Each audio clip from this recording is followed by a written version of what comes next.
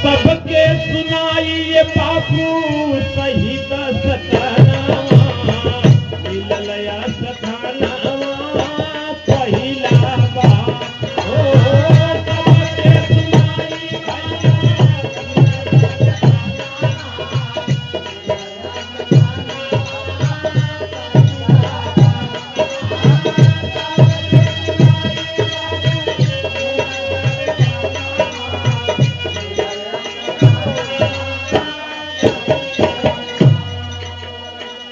किसको किस क्षेत्र में पहला स्थान मिलल, पहले नंबर पे किसकी पूजा की जाती है प्रेमियों। गीत के माध्यम से गुरुजी ने बहुत सुंदर लाइन लिखी। माता पिता भगती में श्रवण कुमार हो, माता पिता भगती में श्रवण कुमार हो, माता पिता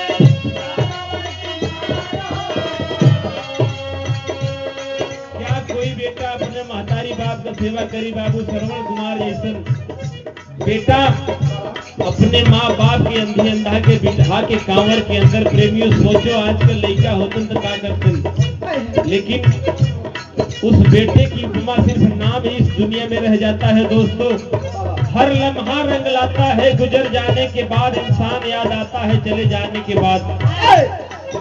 उस बेटे की भक्ति को, माँ बाप के प्रति समर्पण भाव को संसार यह जमाना अब भी याद करता है। इसीलिए गुरु जी ने लिखा, राम मर्यादा में है जाने संसार हो, राम मर्यादा में है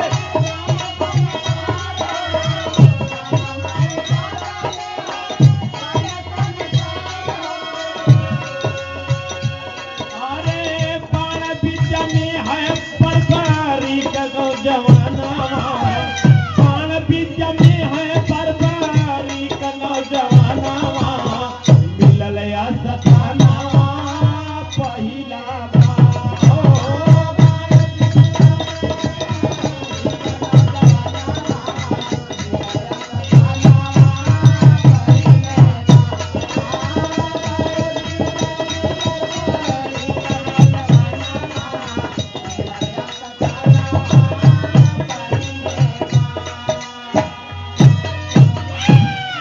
राम मर्यादा, मर्यादा पुरुषोत्तम कहा गया, पुरुषों में उत्तम।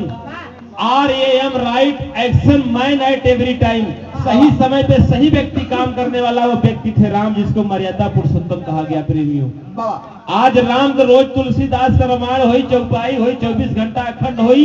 एक चौपाई के अगर अपने जिंदगी में केहू उतार ले तो पूरा जीवन धन्य हो जाए। कहना है कि ये एकलव्य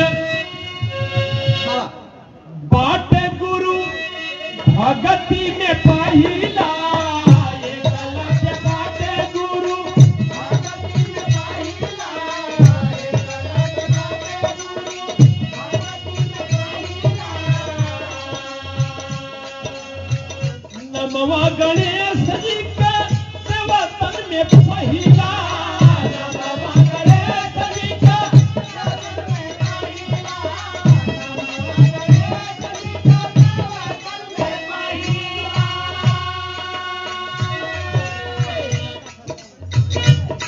एकलव्य गुरु भक्ति कुछ कह जरूरत ना बा। संसार देखले बा टेलीविजन के माध्यम से, किताब के माध्यम से लड़का लोग पढ़त हो, जानत हो कि गुरु भक्ति का चीज होला। जरूरत नहीं के होला कि गुरु जी सामने रहे, खाली उनकर मूर्त अगर दिल में बसी रहे। प्रेमियों दुई नयनवा के बीच गुरु जी रवि रहे ना, जब नयन में उनकर सूरत बस जाए तो अपने आप ज्ञान आ जाए। यही खातिर कवि जी लिखलन, नमवा गणेश जी के देवतन में पहला। माता पिता के आशीष रहे, वरदान रहे कि जा बेटा देवतन में हमेशा तोहार पहले पूजा कल जाई। जितना भी अंकित में प्रमाण मिली कुल पहला पहला मिली भैया। कहना बा शकुनी जुआ में जाने सारा जग जहाना, शकुनी जुआ में जाने सारा जग जहाना मिललया सताना पहिला।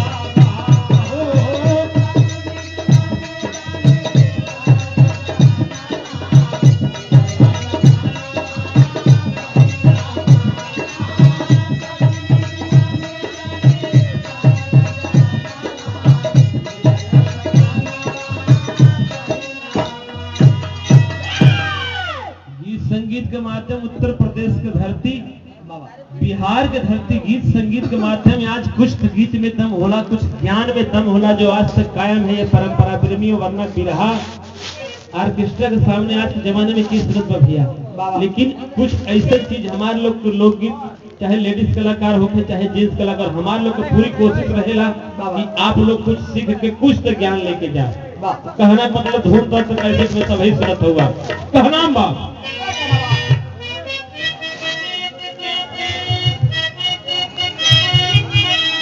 जुगली में सबसे बड़ा अरे नाम जय चांद हो, जुगली में सबसे बड़ा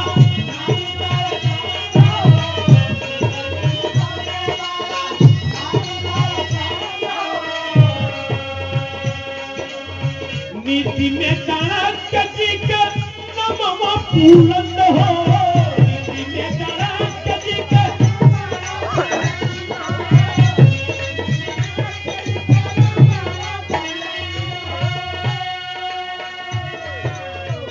बिगड़ी बनवाले में नारद भी दवानावा, बिगड़ी बनवाले में नारद भी दवानावा, मिलया सखानावा पहिला बा हो बिगड़ी।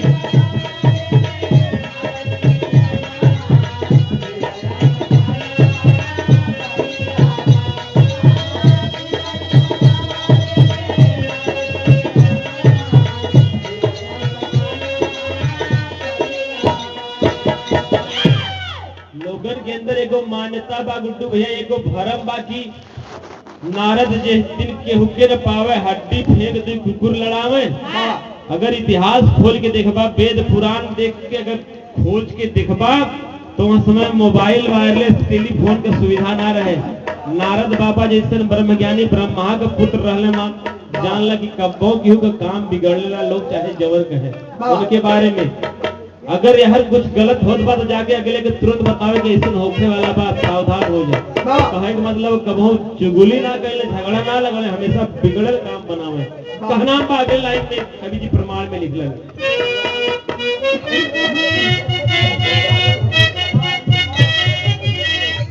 ताने पीरा ताने पाटे ताने का प्रीतिया,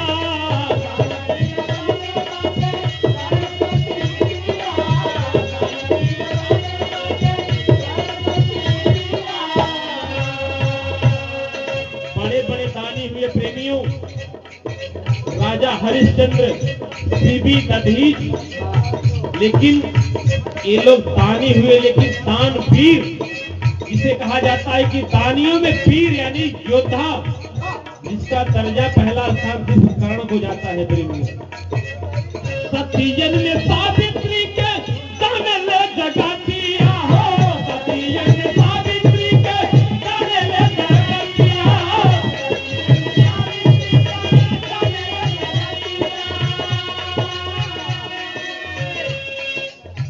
बड़ी बड़ी सती भैली है संसार में। सतियन की महिमा बहुत परंपरा बा दोस्तों। नारी से ही पुरुष को सब मिलता है। ज्ञान लेवे को, बुद्धि लेवे को तो माई सरस्वती जी के लेके जाओ, एक नारी है। फल लेवे को तो माई दुर्गा के पास जाओ, वो एक स्त्री है, नारी है। दुर्गा जी के लगे बल लेवे जा, ज्ञान लेवे को सरस्वती जी के लगे जा, लेकिन जवन माल होला धन, धनो लेवे खातिर माता लक्ष्मी के पास जावे के पड़ेला। यही खातिर कहल जाला कि नारी सावित्री रहली सती। प्रेमियों बहुत सती भैली, लेकिन सबसे बड़ा नाम उनका सबसे ऊपर आवेला। अरे पल में पाचा रंगा पाली पीर पलवानावा, पल में पाचा रंगा पाली पीर पलवानावा, मिलया सखानावा पहिला।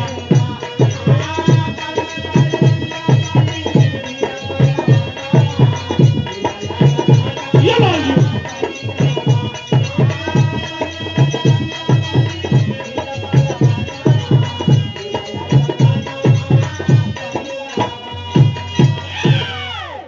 बजरंग बली हनुमान की ना जानत बा, उनकर केहू व्याख्या या केहू उनकर गुणगान अपने मुखारबिंद से केहू का करी बाबा यह संसार के अंदर बताओ पूरा जीवन समर्पित कर दिले भगवान की सेवकाई में जो काम केहू ना कर सकल जाके पूरा पहाड़ उठा ले बाबा ऐसा ऐसा पराक्रम वीर बजरंग बली कहलन कि संसार में केहू का करी पहला स्थान मिलल वीरता के अंदर प्रेमियों का नाम बाप बाल भगतन में ध्रुव तारा बन के दिखाते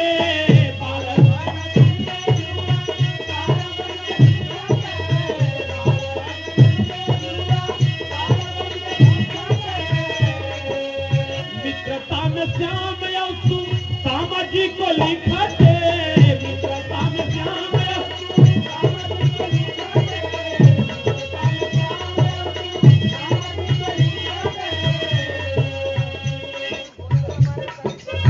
जादू में बंगाल बाटे सुनीला पठानावा मिलल सठानावा पहिला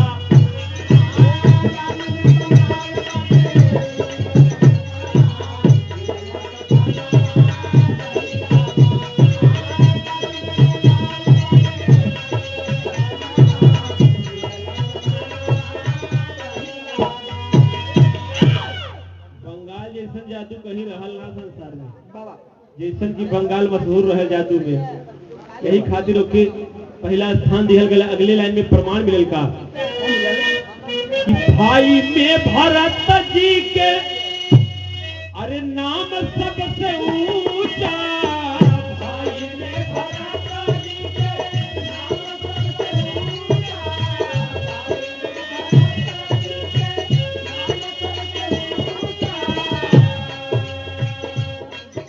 कहल गई कि राम समान नहीं देवता भरत समान नहीं भाई केहू भरत जैसे केहू का मर्यादा निभाई अपने भाई के साथ है कि 14 साल एज राज सिंहासन का मोह छोड़ करके प्रेमियों अपने भाई की खड़ाओं की पूजा करते रहे आज के जमाना हो ऐसे केहू भाई त्याग कर सकेला अपने भाई के लिए ना कर सकेला यही खातिर संसार में भरत को सबसे ऊंचा स्थान दिया गया भाइयों में प्रेमियों महलन में ताज महल जाने जग समूचा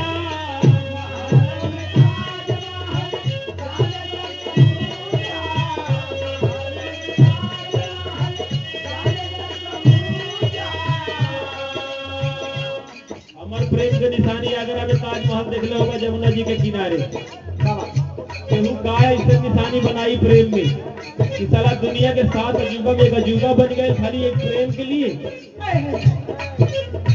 कहना बाप अतिथि सेवा में मोरन ध्वज के गुण गानावा मिलल सथानावा पहिला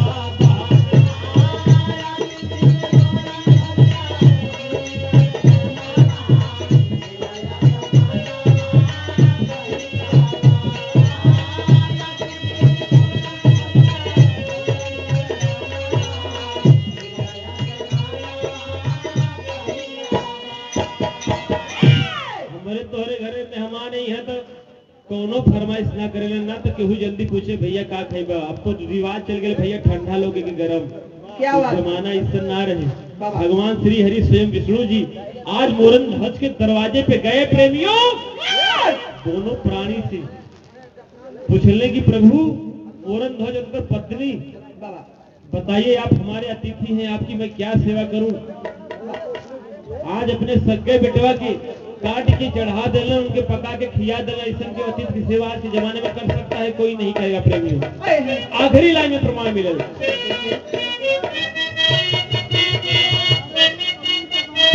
कि बिरहा में पंडारी का नाम सबसे ऊंचा बिरहा में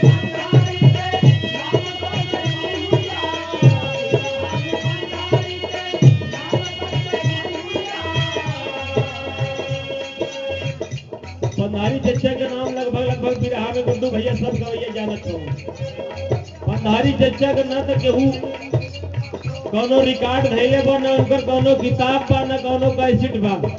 केहू भले अपने टेप से रिकॉर्ड कर ले लो, लेकिन कौनो कैसेट ना बा, खाली ऐसे मूड़े पे हाथ फेरे और पूरा बिरहा गा दे।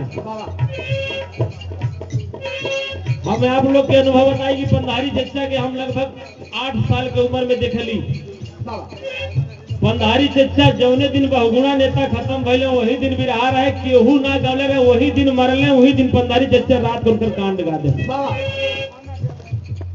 इतना माता जी के आशीर्वाद। पंधारी चच्चा कहे के कर मुहमा समर भूमाई शारदा के बोरबू के तू बरबू माई शारदा।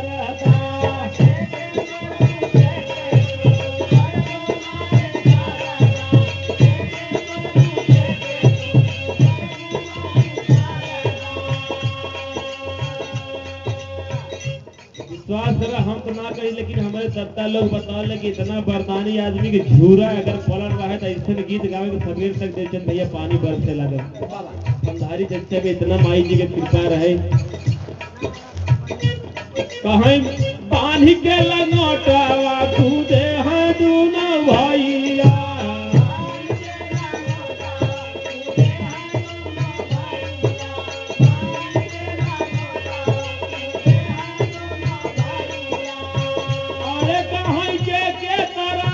के ऊपर आकर भूमाई शारदा के बोरबू के तू बरबू माई शारदा।